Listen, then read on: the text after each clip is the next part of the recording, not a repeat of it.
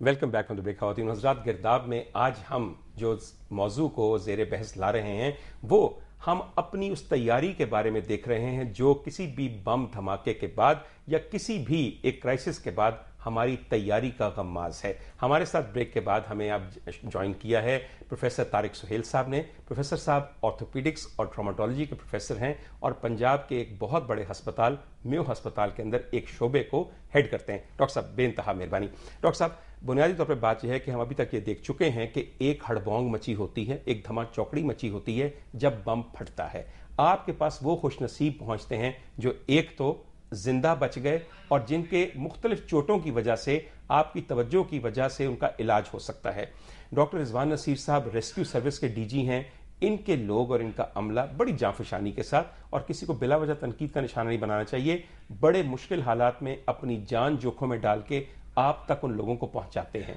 मगर सर, क्या आपके अंदर वो कोहेजन मौजूद है? क्या आपके दरमियान वो कम्युनिकेशन मौजूद है जो आपको तैयार करे? कितने लोग आ रहे हैं, उनकी इंजरीज कितनी हैं, और उसके बाद सेकेंड वेव में कितने लोग आएंगे? कितनी दफा आपकी बात इनसे होती है और इनकी बात आपसे होती है? बहुत बहुत शुक्रिया आपका कि आपने मुझे यहाँ पे इज़्ज़त बख्शी और मैं यहाँ पे आया। और इसके बाद मैं रिजवान का, he is like my younger brother to मी।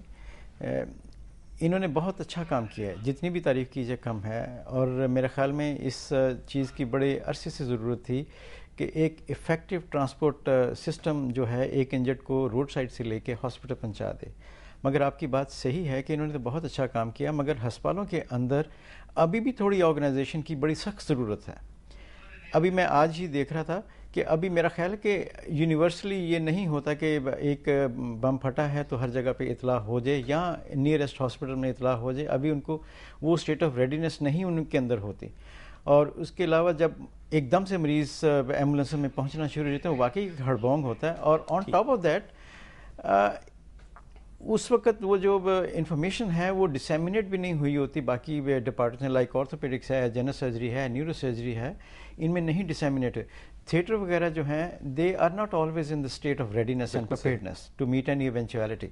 तो इस लिहाज से I think there is a need to revisit, need to reorganise ourselves. Sir, अब बात हो रही है दवाई की। जब ये सब लोग पहुंच गए, आपके पास एक वॉल्यूम ऑफ पेशेंट्स आ रहे हैं जो वॉल्यूम ऑफ विक्टिम्स हैं। अमूमन ये कहा जाता है कि तमाम दवाइयां उस वक्त मौजूद होती हैं, हर चीज़ मौजूद है। सर, दवाइयां सब मौजूद हैं आजकल? पहले तो मैं डॉक्टर साहब ज़रा आपको थोड़ा सा क्लैरिफिकेशन कर दूं। ज़रूर सर। प्रोफेसर तारिक सुहेल साहब हैं, बहुत इंटीग्रल पार्ट हैं हमारे हॉस्पिटल की ट्रॉमा टीम का। ठीक।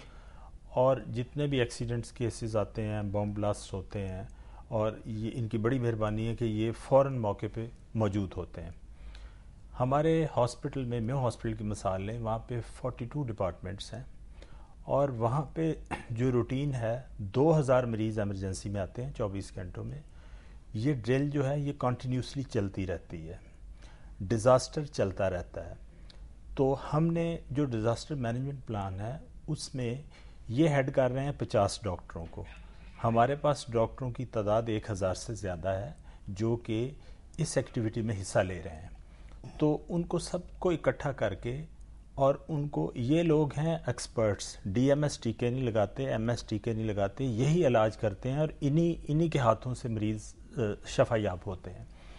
तो ये अपना काम करते हैं, हम लोग अपना काम करते हैं। हमने डिज़ास्टर मैनेजमेंट प्लान को इस तरह डिज़ाइन किया हुआ है कि जो ही इस तरह की इतला आती है सारे कंपोनेंट्स को हम इकट्ठा कर देते हैं और ये आके अपना काम शुरू कर देते हैं। सर, मैं आप उसकी थोड़ी सी आपको एक ग्राउंड रियलिटी बताऊं। सर, हर ब्लास्ट के बाद टेलीविजन कैमरे के जरिए हमें हर इमरजेंसी के अंदर हर बिस्तर को देखने का मौका मिलता है। वहां पे सर, आपका बुरा न मनाइएगा, कोई डिजास्टर मैनेजमेंट प्लान नजर नहीं आ रहा होता। मरीज, नर्सें, वार्ड बॉय, मीडिया और पुलिस वाले हर तरफ भाग रहे होते हैं, और 1122 वाले भी, बुरा ना मानिएगा। और अगर आप इस बात पे नहीं मुत्तफिक तो मैं आपको कोई भी दिखा सकता हूं रिपोर्ट। उसके अलावा सर, आपके तो एक खुला हुआ मंडी है, जो चाहे किसी इदारे में, किसी दफ्तर में, बुरा ना मनाइएगा, किसी सिविल सर्विस, जो बंदा जिसे नौकरशाही कहा जाता है या अवामी सिविल सर्वेंट्स कहा जाता है, उनके दफ्तर में परिंदा पर नहीं मार सकता। मगर अस्पतालों की इमरजेंसी डिपार्टमेंट्स के अंदर दनदनाते हुए सारा मीडिया, कोई भी तमाशबीन, कोई भी शख्स ऐसी हालत में दाखिल हो सकता है। आपके ख्याल में खुले हुए दरवाजों के साथ और तमाम बैरूनी अनासर के साथ आते हुए आपका कितना ही एलेबोरेट इमरजेंसी प्रिपेयर्डनेस और डिजास्टर मैनेजमेंट प्लान हो, वो इफेक्टिव हो सकता है? डॉक्टर साहब, आप बात कर रहे हैं अगर किसी बम ब्लास्ट में या किसी विक्टिम आ जाते हैं 200 लोग आ जाते हैं और उनको संभालें हम के दरवाजे पे चौकीदारी करें। सर, तो बात यह है कि जब लोग, सोसाइटी तो एक ही है ना, सोसाइटी का हिस्सा ही है, लोग आ जाते हैं, मीडिया वाले 50-50 तो मीडिया वाले कैमरे लेके खड़े होते हैं, जो कि ऑपरेशन थिएटर में कोई डॉक्टर चाहेगा या कोई एडमिनिस्ट्रेटर चाहेगा कि हमारे ऑपरेशन थिएटर में मीडिया वाले चले जाएं। अगर आप ये नहीं चाहते तो इसका सदेबाब कब कीजिएगा? उसका मेरे ख्याल में बड़ा अच्छा सदेबाब है कि ये आप एक लेट्स से एक मेयो अस्पताल में एक कमरा या एक छोटा सा उसको प्रेस रूम आप बना दें, ब्रीफिंग रूम बना दें। बिल्कुल सही। वहां पे एक पीआरओ हॉस्पिटल का हो, वो जो टाइम टू टाइम ब्रीफिंग देता रहे कि जनाब इतने मरीज आए, इसका ये हुआ, इतने सीरियस हैं, इतने मायनर हैं और इनका ये हो रहा बात है। सर, इस पे मैं और बात करता हूं, मगर हमारे साथ हमारे हेल्थ रिपोर्टर हैं, should not be allowed to do the live coverage. अस्सलाम वालेकुम जी। जी वालेकुम अस्सलाम। शेख साहब, आप हेल्थ रिपोर्टर हैं, जब भी ये सारे विक्टिम्स जो कि 1122 के जरिए इवैक्यूएट होकर अस्पतालों में पहुंचते हैं तो किसी भी अस्पताल की इमरजेंसी डिपार्टमेंट का क्या मंजर होता है? देखिए जी, अस्पताल की इमरजेंसी जब ऐसी कोई सूरत हाल होती है तो बड़ी अजीबोगरीब सूरत हाल होती है। एक तरफ तो इमरजेंसी में लोग लाए जा रहे होते हैं मुख्तलिफ एजेंसी 1122 और ईजी के जरिए।